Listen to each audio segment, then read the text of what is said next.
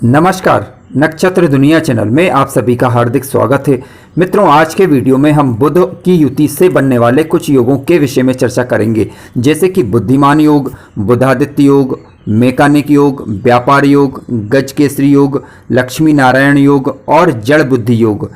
इन योगों का जीवन काल में किस प्रकार का प्रभाव पड़ता है, इनका क्या फल होता है, इसे समझेंगे। चीज़ों को स्टेप बाय स्टेप तरीके से लेने का मैंने प्रयास किया है।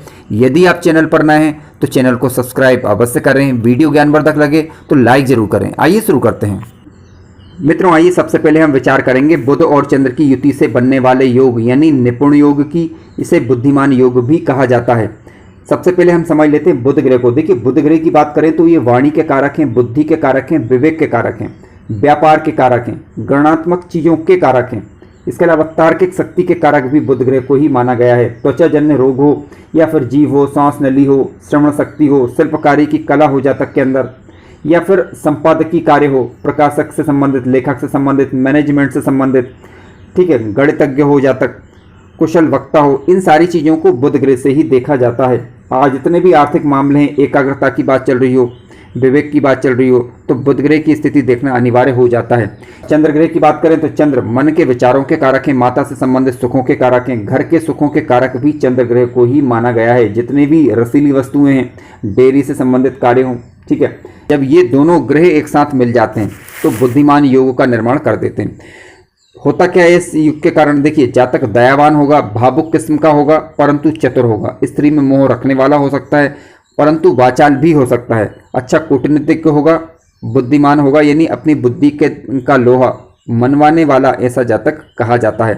ध्यान रखें, जब भी बुध और चंद्र की युति बन रही हो तो ये युति किसी शुभ भाव के अंदर बन रही हो। ये ध्यान दें कि बुध ग्रह मीन राशि में और चंद्र ग्रह वृश्चिक राशि में ना हो। यानी कहने का तात्पर्य है कि कोई भी ग्रह नीच अवस्था का नहीं होना चाहिए।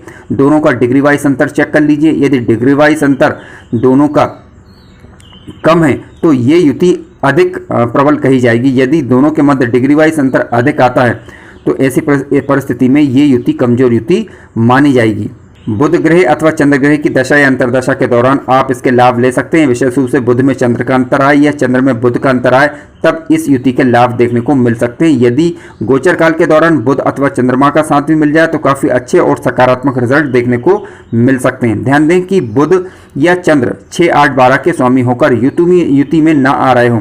यदि कोई भी ग्रह 6वें, 8वें अथवा 12वें भाव का स्वामी होकर युति प्रभाव में आता है तो फिर इस युति से ज्यादा अच्छे रिजल्ट की उम्मीद हम नहीं कर सकते। मित्रों, आइए विचार करते हैं बुध और सूर्य के द्वारा बनने वाले योग यानी बुधादित्य योग के विषय में। देखिए, बुधादित्य योग एक अच्छा और उच्च कोटि का योग माना गया है, जिसके कारण जातक का विवेक अच्छा वर्क करता है, तीक्ष्ण बुद्धि होती है जातक की, वाणी कौशल मधुर रहता है, याददाश्त क्षमता अच्छी रहती है जातक की। हालांकि इसके लिए पंचमेश की स्थिति देखना अनिवार्य है।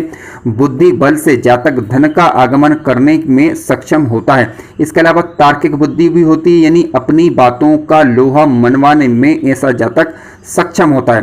क्यों? क्योंकि देखिए, बुध ग्रह बुद्धि के कारक है, तो सूर्य की बात करें आत्मा के कारक हैं, आत्म बल के कारक हैं, यानी कॉन्फिडेंस के कारक भी हैं। तो कॉन्फिडेंस और बुद्धि जब एक साथ हो जाएगी तो जातक किसी भी कार्य को करने में पूरी तरीके से सक्षम हो जाता है, विशेष रूप से बुद्धि बल के द्वारा किए जाने वाले कार्यों में। हालांकि ये युति कुंडली के लग्न भाव में या फिर कुंडली के सप्तम भाव में बन जाए तो ऐसी परिस्थिति में या फिर कह सकते हैं कि पंचम भाव में बन जाए अथवा नवम भाव में बन जाए या फिर दसम भाव में बन जाए, तो इन भावों के अंदर ये युति अच्छा प्रभाव देती है, यानी केंद्र के घर में और त्रिकोण के घर में अच्छा लाभ ये देगी। 6वें, 8वें अथवा 12वें भाव में ये युति बन जाती है। और नीच राशि के भी यदि कोई ग्रह हो जाए तो फिर कमजोर युति ये कहलाएगी। किसी शुभक ग्रह का प्रभाव जैसे गुरु इत्यादि का प्रभाव यदि इस युति पर पड़ जाता है, यदि ये युति केंद्र या त्रिकोण में बने और इस युति पर गुरु का प्रभाव पड़ जाता है तो सोने पे सुहागा वाली स्थिति होगी, यानी काफी अच्छे रिजल्ट फिर जातक को मिलेंगे इसके। मित्रों, आइए अब बात करते हैं बुध और गुरु के द्वारा बनने वाली युति की, जिसे गज केसरी योग के नाम से जाना जाता है। ध्यान रखें, गज केसरी योग एक उच्च कोटि का एक अच्छा राजयोग कहा गया है। यदि ये योग कुंडली के केंद्र के घरों में, यानी केंद्र के घर कौन से, पहले, चौथे, 7वें, 10वें, या फिर त्रिकोण के घरों में यानी पहले, 5वें और 9वें घर में, या फिर दूसरे घर में, या फिर 11वें घर में यदि ये युति बनती है तो काफ़ी अच्छा और श्रेष्ठ रिजल्ट लेकर आती है। क्या होता है इस युति के कारण? देखिए, इस युति के प्रभाव से जातक बुद्धिमान होगा, ज्ञानी होगा, मान सम्मान जातक का अच्छा होगा समाज के अंदर, तर्क शक्ति प्रबल होगी, जातक की बौद्धिक बल से कार्यों को करने में जातक सक्षम होता है, यानी ज्ञानी होने के साथ साथ विवेकशील भी होगा, चेहरे पर ओज होगा, तेज होगा, जातक की वाणी प्रखर होगी और लोगों को अपनी वाणी के माध्यम से जातक आकर्षित करने में सक्षम होगा और अपनी बातें मनवाने में भी सक्षम होगा। ध्यान रखें कि कोई भी ग्रह कम से कम नीच अवस्था का ना हो। इस युति का श्रेष्ठ लाभ बुध अथवा गुरु की दशा या अंतरदशा के दौरान देखने को मिल सकता है। बुध में जब गुरु का अंतर आए, गुरु में जब बुध का अंतर आए तब। मित्रों, आइए बात करते हैं मंगल और बुध की युति के विषय में। देखिए, मंगल और बुध की युति को ज्योतिष शास्त्र में मैकानिक योग के नाम से जाना गया है। अब ये युति जब बनती है तो होता क्या है, इस युति के कारण जातक होशियार होता है, बुद्धिमान होगा, बुद्धिपूर्वक कार्यों को करने में सक्षम होता है, अच्छा कूटनीतिज्ञ हो सकता है। ठीक है, बुद्धि और ताकत का एक अद्भुत समन्वय जातक के जीवन काल में देखने को मिलता है। जातक साहसी भी होगा, क्योंकि मंगल उसे साहस देने का कार्य करेंगे तो बुध उसे बुद्धि देने का कार्य करेंगे। तो एक जातक एक अच्छा मैकेनिकल इंजीनियर भी हो सकता है। इंजीनियरिंग क्षेत्र में जातक सफलता भी दर्ज कर सकते हैं। हालांकि परिपक्वता में थोड़ी सी कमी यहाँ पर देखी जा सकती है, क्योंकि देखिए मंगल उग्रता के कारक है, बुध बुद्धि के कारक है। तो यहाँ पर जिसका प्रभाव ज़्यादा होगा, यानी मंगल यदि बली हुए तो मंगल अपना प्रभाव ज़्यादा दिखाने की कोशिश करेंगे, यदि बुध बली हुए तो बुध अपना प्रभाव अधिक दिखाने की कोशिश यहाँ पर कर सकते हैं। ठीक है, परिस्थिति के अनुसार बल और बुद्धि का प्रयोग करने में जातक सक्षम होता है। तर्कपूर्ण बुद्धि जातक की रहती है, अच्छा लेखक भी हो सकता है जातक यहाँ पर। अब देखिए, मंगल की बात करें तो ये मेष लग्न, वृश्चिक लग्न, कर्क लग्न, सिंह लग्न, धनु और मीन में कारक माने जाते हैं। जबकि बुध की बात करें तो बुध वृषभ, मिथुन, कन्या, तुला, इसके अलावा मकर और कुंभ लग्न में कारक ग्रह माने जाते हैं। अब ध्यान दें कि कोई भी ग्रह कम से कम नीच राशि का ना हो। मान लीजिए एक ग्रह शत्रु, मान लीजिए कि एक ग्रह स्वराशि का बैठा हुआ है तो दूसरा ग्रह कम से कम मित्र क्षेत्रीय होना आवश्यक है, तभी इस युति का हम अच्छा रिजल्ट ले सकते हैं।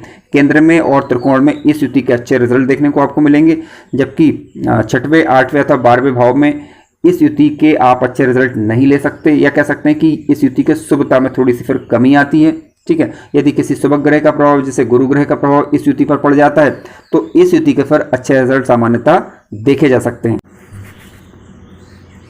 आइए अब बात करते हैं बुध और शुक्र की युति के विषय में। देखिए, शुक्र की बात करें तो भौतिक सुखों के कारक हैं। इसके अलावा भूमि, भवन, वाहन इत्यादि चीज़ों के कारक ग्रह भी शुक्र ग्रह को माना गया है। यानी जीवन में जितने भी सुख हैं उनसे संबंधित चीज़ों के लिए आपको शुक्र ग्रह की स्थिति देखना होगा। बुध और शुक्र दोनों ग्रहों की बात करें तो ये वृषभ लग्न, तुला लग्न, कन्या लग्न, मिथुन लग्न, मकर लग्न और कुंभ लग्न, इन लग्नों में ये कारक माने जाते हैं। इन लग्नों में इस युति के ज़्यादा अच्छे रिजल्ट देखे जा सकते हैं यदि ये युति केंद्र के अंदर यानी पहले घर, चौथे घर, 7वें घर या 10वें घर या फिर त्रिकोण के घर यानी पहले घर या फिर पंचम घर या फिर नवम घर में बने, या फिर ज़्यादा से ज़्यादा धन भाव के अंदर या लाभ भाव के अंदर भी इस युति के अच्छे रिजल्ट देखे जा सकते हैं, बशर्ते ये युति किसी नीच राशि में ना बन रही हो। ठीक है, इस बात का ध्यान रखें, और कोई भी ग्रह कम से कम अस्त का ना हो। तो ऐसी परिस्थिति में बुध और शुक्र की युति के अच्छे लाभ देखने को मिलेंगे। क्या लाभ मिलेंगे? देखिए, मान सम्मान की कमी जीवन काल में नहीं रहती, यानी मान सम्मान समाज में अच्छा मिलता है। भौतिक सुखों की कमी जातक के जीवन काल में सामान्यतः नहीं रहेगी। धन धान्य से जातक परिपूर्ण रहता है। यदि ये युति दूसरे भाव में, 11वें भाव में या फिर पहले 5वें या 90वें भाव में बने तब। संगीत कला के क्षेत्रों में जातक की अच्छी रुचियाँ रहती हैं, जातक विद्वान होगा। गुरु की दृष्टि यदि इस युति पर पड़ जाती है तो काफ़ी अच्छे रिजल्ट देखे जा सकते हैं। कब मिलेंगे इस युति के अच्छे रिजल्ट? देखिए, बुध में जब शुक्र का अंतर आएगा या फिर शुक्र में जब बुध का अंतर आएगा तब, या फिर गोचर काल के दौरान बुध और शुक्र साथ साथ आएंगे और ये युति किसी अच्छे भाव में बन रही हो तब इस युति के श्रेष्ठ रिजल्ट देखे जा सकते हैं। लेकिन आपको ये भी देखना होगा कि बुध और शुक्र के पास अंशात्मक रूप से बल कितना है। यदि ये ग्रह युवावस्था के हुए तो ज़्यादा अच्छा रिजल्ट देंगे।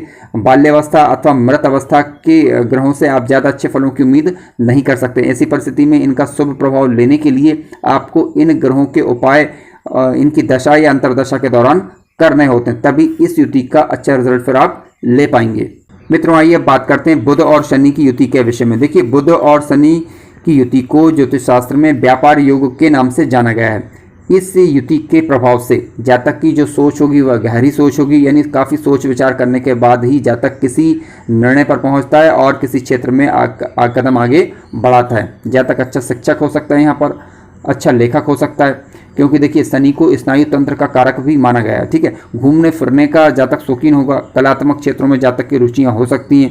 हालांकि रोजगार के लिए थोड़ा सा भटकाव बना रहता है, यानी शनि उसमें थोड़ा देरी करवाने का कार्य कर सकते हैं। हालांकि जातक बुद्धि का प्रयोग करेगा और अपने लिए अच्छे रोजगार का सृजन भी कर पाता है। इस युति के अच्छे रिजल्ट वृषभ लग्न, तुला लग्न, मिथुन लग्न, कन्या लग्न, इसके अलावा मकर लग्न और कुंभ लग्न, इन लग्नों में ये युति अच्छा रिजल्ट देती है यदि ये युति केंद्र अथवा त्रिकोण के घर में बन जाए और मित्र क्षेत्रीय राशि के अंदर बन रही हो। और नक्षत्र भी देख रहे हैं, यदि नक्षत्र यदि बुध अथवा शनि का नक्षत्र हुआ तो ज़्यादा अच्छा रिजल्ट देखने को आपको मिलेंगे।